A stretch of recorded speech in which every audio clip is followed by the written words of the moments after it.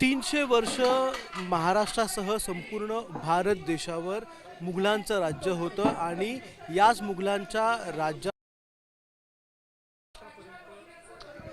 300 वर्ष या महाराष्ट्रासह संपूर्ण भारत देशावर मुघलांचं साम्राज्य होतं आणि त्या साम्राज्याला छेद देऊन छत्रपती शिवाजी महाराजांनी राज्याभिषेक केला आणि हा मराठेशाहीसाठी भारतासाठी हिंदवी राज्यासाठी एक प्रमुख आणि मुख्य दिवस होता। आता त्याच दिवसाला आज तागायत आपण साजरा करतो आणि संपूर्ण जगातला हा एकमेव असा राजा आहे याचा शिवराज्याभिषेक हा सोहळा साजरा केला जातो। 352 वर्ष झालेली आहेत या क्षणाला आणि आज तिथीनुसार हा सोहळा साजरा करण्यात येतोय। रायगडावर आपण आहोत आणि शिवराज्याभिषेक सोहळा नेमका कसा साजरा केला जातो, त्यासाठी कोणती विधिवत पूजा केली जाते, कोणकोणतं साहित्य लागतं हे आपण जाणून घेणार आहोत। आपल्याबरोबर सोमनाथ स्वामी आहेत। सर, काय सांगाल, कोणतं म्हणजे जो शिवराज्याभिषेक झाला होता त्यावेळीची पूजा आणि आज आपण इकडे जी पूजा करणार आहात शिवराज्याभिषेकासाठी, काय काय त्या पूजेमध्ये असणार आहे? या काल पूर्वसंध्येच्या पूजा पूर्ण झालेल्या आहेत, हवनादी सर्व पूजा पूर्ण झालेल्या आहेत। आज इथं अष्टकमलदलावरती प्रधान कलश असेल आणि त्याचबरोबर 8 वेगवेगळ्या ठिकाणावर आलेले अष्टप्रधान कलश असतील आणि या कलशामध्ये वेगवेगळ्या नद्या जातात। आपण बघितलं की वेगवेगळ्या नद्यांचं, वेगवेगळ्या तीर्थांचं, वेगवेगळ्या ठिकाणाहून पाणी येतं, जल येतं, वेगवेगळ्या किल्ल्यावर जल येतं। तर इथं आता होईल की महाराजांचं आगमन होईल। महाराजांचं आगमन झाल्याच्या नंतर आपल्याला तिथं त्यांच्यावरती अभिषेक घ्यायचा आहे। तो रुद्राभिषेक करण्यासाठी पूर्ण महाराष्ट्रातून जंगम समाज आलेला आहे आणि सगळ्यात महत्त्वाचं आहे की हे जंगम समाज कुठलाही मोबदला न घेता आपलं कर्तव्य म्हणून, इथं येणारा प्रत्येक व्यक्ती आपलं कर्तव्य म्हणून येत असतो आणि त्याचप्रकारे हा जंगम समाज आतोनात कष्ट करून आतोनात आत्मीयतेने आलेला आहे आणि इथं ह्या ज्या पूजा आहेत ह्या पूर्णपणे मंत्राद्वारे केल्या जाणार आहेत।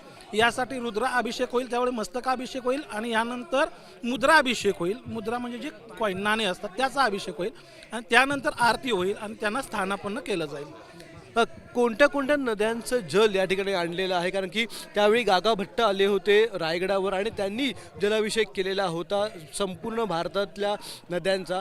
आज कोणत्या कोणत्या नद्यांचं जल या ठिकाणी आणलं? आज रोजी जर पाहिलं तर आपलं जे छत्रपतींचे जे भक्त आहेत तर ते महाराष्ट्रापुरते मर्यादित नाही तर पूर्ण भारतातून लोक आलेले आहेत आणि तिथी हा त कालापासून आ कालापर्यंत चालू आहे। म्हणजे त आहेत आतापर्यंत चालू आहे, तो अचंद्र सूर्य राहणारच आहे। तर आज आपल्याकडे बघितलं तर गंगा, यमुना, सिंधू, सरस्वती गोदावरीपर्यंत आलेलं आहे।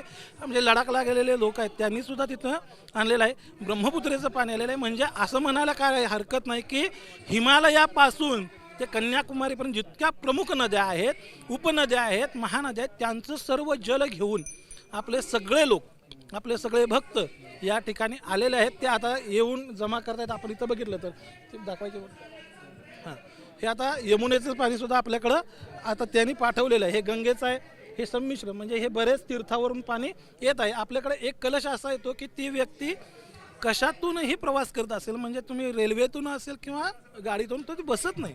तो कलश डोक्यावरती घेऊन जिथून बसले तिथून इथं पण येई, पण ती कधी बसत नाही। आणि त्यानंतर दंडवत घालणारे एक लोक आहेत, म्हणजे ज्यावेळी छत्रपतींच्या काळात जसा राज्याभिषेक झाला तंतोतंत तसाच राज्याभिषेक या ठिकाणी केला जातोच आणि यासाठी राजपुरोहित प्रकाश स्वामींचं फार मोठं काम सुद्धा आहे।